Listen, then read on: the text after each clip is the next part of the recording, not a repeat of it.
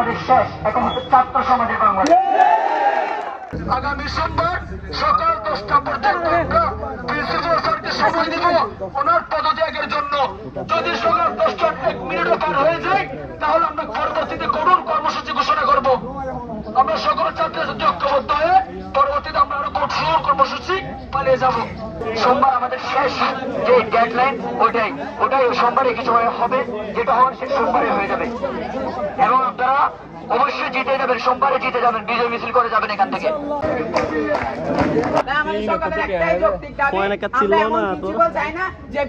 আমাদের জন্য ক্ষতিকারক, তাই আমাদের একটাই দাবি, আমরা অতি বিলম্বে এই প্রিন্সিপালের পদত্যাগ চাই।